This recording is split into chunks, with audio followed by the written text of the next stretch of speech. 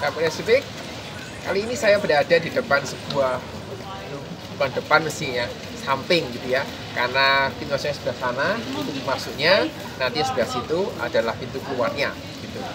Dan bangunan yang dari belakang ini kelihatan unik itu adalah bangunan yang namanya Forum yang berada di daerah pusat kota di kota Groningen. Dan dari sini nanti saya akan masuk gitu ya. Saya akan bagikan materi terkait dengan bagaimana sih menjadi gules anak gitu ya, yang sekolah di sekolah internasional. Jadi bukan sekolah di sekolah umum yang menggunakan kurikulum nasional. Terus seperti apa tantangannya, apa yang harus dilakukan, dan itu yang akan saya bicarakan. Nanti saya akan masuk gitu ya, akan masuk, kemudian sambil nanti saya lihat jalan-jalan di situ, saya akan stop, saya akan bagikan materinya, dan semoga sahabat SP juga bisa ikut menyaksikan ya hal-hal yang saya alami, setidaknya ngicipin lihat gitu. Kalau ada kesempatan juga bisa berkunjung ke kota ini. Tinggal ya.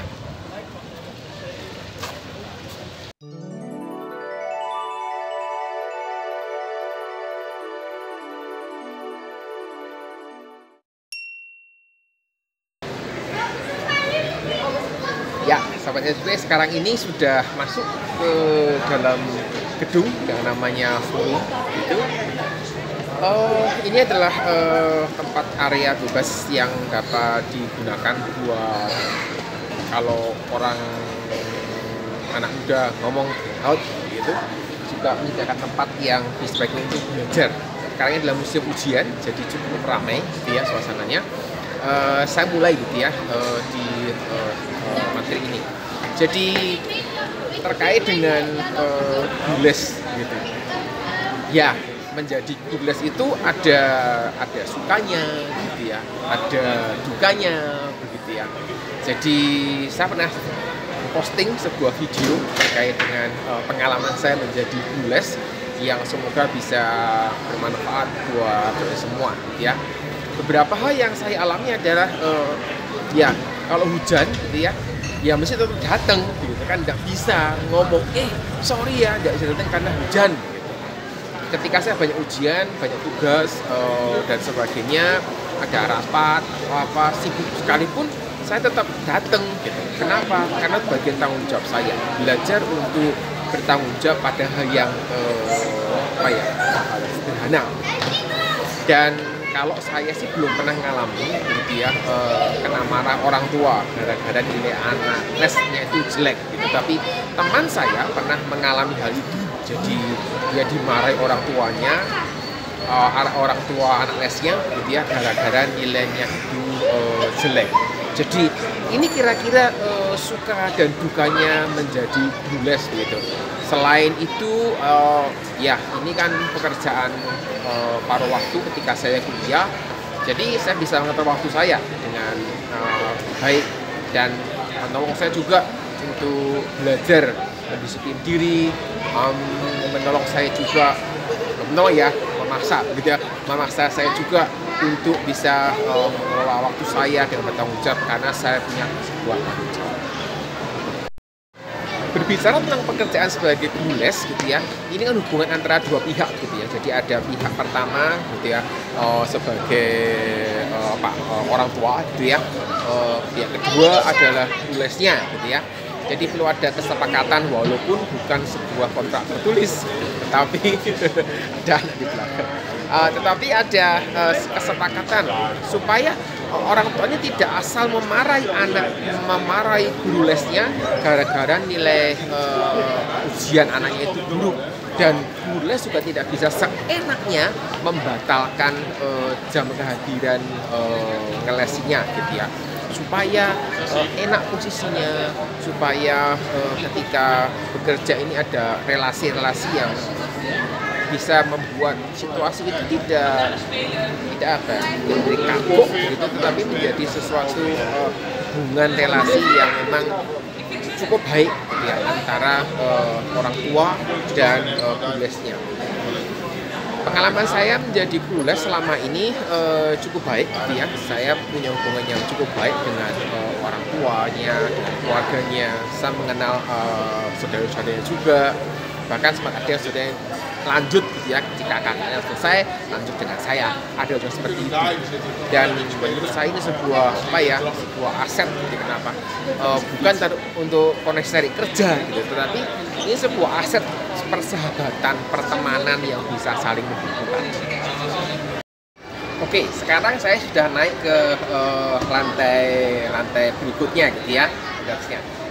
Di sebelah sana Anda menyaksikan ada meja-meja yang cukup ramai, gitu ya. Kenapa? Karena mendekati musim ujian, ada cukup banyak siswa yang memanfaatkan area ini untuk belajar.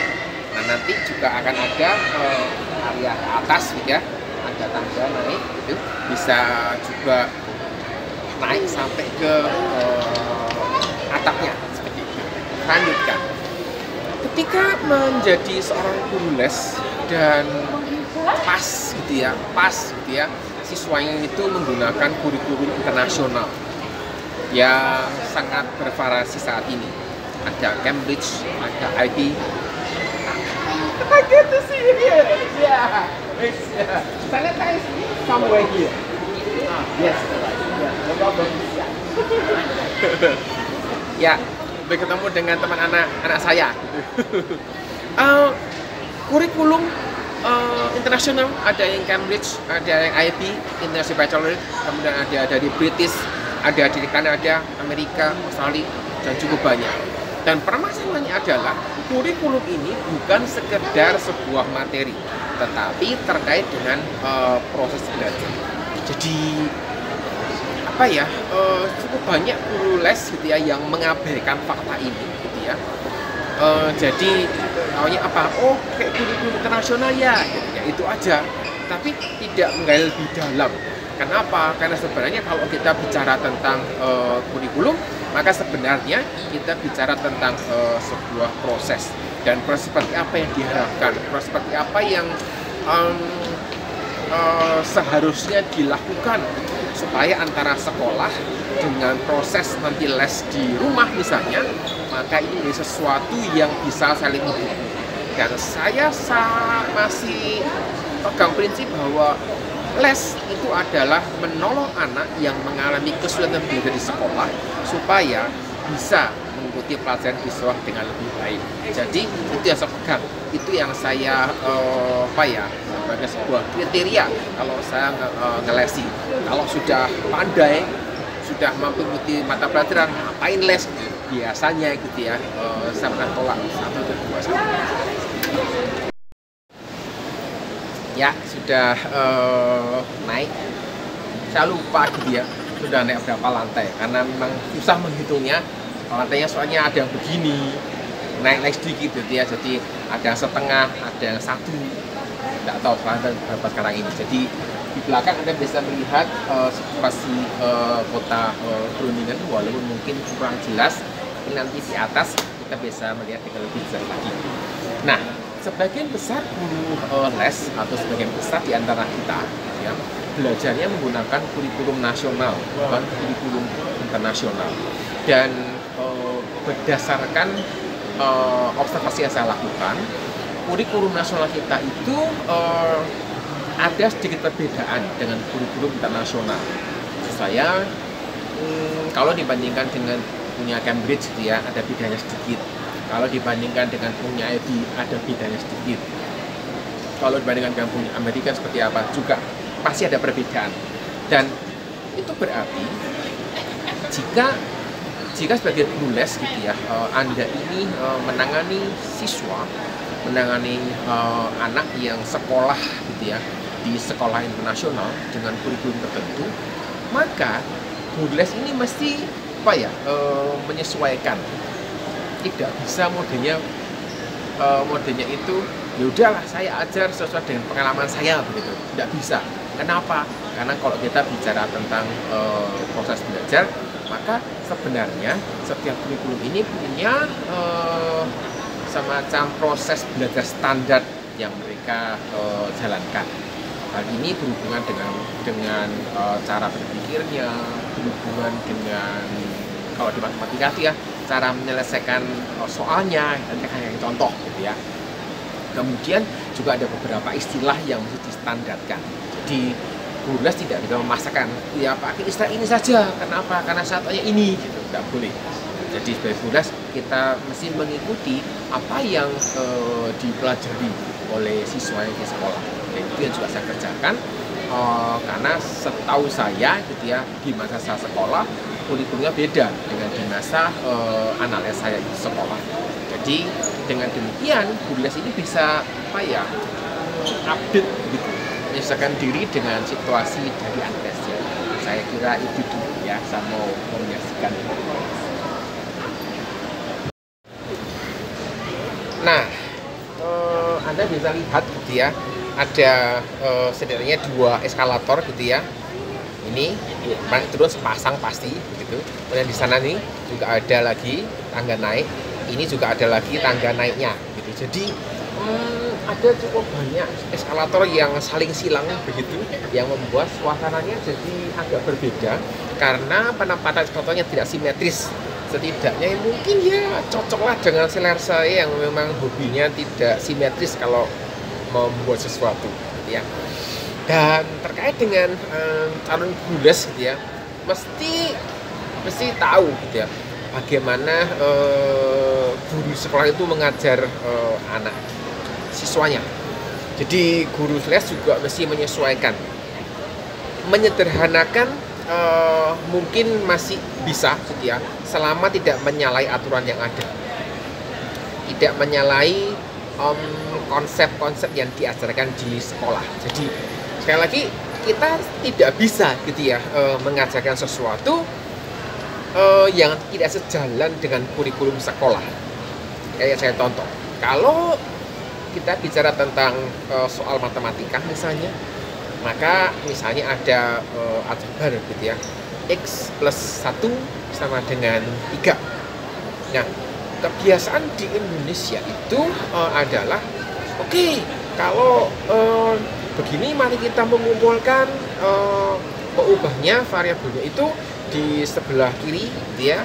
Kemudian nanti semua angkanya, konstantanya ada di sebelah kanan. Sekarang kalau kita lihat ini ya, kita punya 1 ini ada di sebelah kiri, maka kita mesti membuat dia ada sebelah kanan. Nah, lihat baik-baik gitu ya, karena ini plus 1 kalau dipindahkan ke sebelah kanan maka lewat tanda sama dengan, maka menjadi nanti minus 1 gitu. Jadi tinggal X sama dengan 3 kurangi 1, X sama dengan 2. Itu yang saya dapatkan ketika saya di sekolah. Tetapi kalau kita bicara tentang konsep aljabar yang sesungguhnya, maka tidak ada itu istilah dipindah ke kiri, dipindah ke kanan, tidak ada. Yang ada adalah jika sisi kiri dikalikan 4, maka sisi kanan juga dikalikan 4. Jika sisi kanan dikurangi 2, maka sisi kiri dikurangi 2. Jadi idenya adalah operasi yang kita kerjakan di sisi kiri harus juga dikerjakan di sisi sebelah kanan. Jadi ketika kembali lagi soal X plus sama dengan 3 gitu ya, supaya kita itu menghilangkan gitu ya angka 1 di sisi kiri, maka kita mengurangi sisi kiri dengan 1, kita mengurangi sisi kanan dengan 1. Hasilnya sama sih 2 gitu ya. Tetapi proses berpikirnya itu yang pertama tadi mengatakan kalau dipindah tandanya berubah seperti itu. Tapi itu tidak konsisten ketika nanti kita bicara tentang perkalian. Kalau dipindah perkalian jadi pembagian begitu. Nah, ini tidak konsisten. Sedangkan dengan cara yang kedua, operasi apa yang dikerjakan di sisi kiri, kerjakan juga di sebelah kanan. Maksudnya ini sebuah sebuah operasi yang konsisten dan dapat ditelusuri, dan itu yang dilakukan. Apakah ada guru les gitu ya yang dulu belajar menggunakan kurikulum nasional, kemudian punya murid les yang belajar menggunakan kurikulum internasional, kemudian ngajarin kayak begini, kayak yang cara tadi? Saya harap tidak ya. Ya, terus bagaimana supaya konsisten begitu ya? Supaya konsisten berarti ketika misalnya siswa ini ada di kelas 8, maka materi sebelumnya mungkin hingga SD gitu ya, mesti dipelajari supaya orang bisa bisa mengerti proses apa yang seharusnya diikuti, proses apa yang seharusnya disampaikan, diperjelas sehingga siswa bisa memahami dengan baik. Itu yang diharapkan. Kemudian ya cara termudah adalah bertanya kepada siswanya. Tetapi kalau siswa sendiri mengalami kesulitan dalam belajar, maka ya gurunya mesti baca gitu ya, bahasa materinya mesti mengerti dengan baik. Jadi itu hal-hal yang mesti disiapkan ketika menjadi guru les gitu ya, dari anak yang sekolah dengan guru yang berbeda dengan apa yang kita pelajari. Dan itu juga yang sahabat secara hukum dari tingkat internasional. Saya sudah sampai di lantai paling atas gitu ya. Itu adalah kubah dari gereja yang kita lihat sebagian gitu ya. Kemudian ada cukup banyak orang gitu ya yang ada di sekitar saya, dan mereka juga ya menikmati suasana yang ada di atas ini. Jadi dari atas ini Anda bisa menyaksikan pemandangan kota Groningen, 360 derajat dia muter begitu. Itu yang diharapkan. Seperti Anda saksikan gitu ya, di belakang ada pagar kaca gitu ya, supaya orang tetap bisa menyaksikan di luar tetapi kondisinya tetap aman. Mungkin ada di antara Anda yang berpikir bahwa waduh, jadi guru les kok berat ya, apalagi kalau anaknya itu sekolahnya di sekolah internasional gitu ya. Kok berat, harus mengikuti materi sebelumnya, harus tanya-tanya ke anaknya, tidak bisa menggunakan cara yang kita pelajari di sekolah dan seterusnya. Ya kan ini juga sebuah pilihan, artinya kita bisa menolak kok tawaran ini. Jadi agak berbeda loh ya kalau Anda dipaksa untuk menerima tawaran ini, tetapi kalau Anda bisa menolak gitu ya, kan tidak ada masalah gitu kalau Anda keberatan. Dan memang gitu ya, saya menyadari bahwa kalau kita bicara tentang menjadi guru les dari anak yang menjadi siswa internasional, biasanya memang bayarannya lumayan tinggi. Tapi harus juga ada kerja ekstranya dong. Nah ini yang menjadi catatan buat kita semua. Artinya bukan sekedar kita mau bayaran tinggi aja gitu, tapi mesti ada kompensasi yang kita mesti kerjakan. Ada tanggung jawab yang kita masih lakukan sebagai guru les yang bertanggung jawab. Jadi itu yang bisa saya sampaikan pada hari ini dari atas atap gitu ya, gedung forum yang ada di pusat kota Groningen. Maka saya mengakhiri materi hari ini, semoga bisa bermanfaat buat sahabat semua, dan kita jumpa lagi di materi yang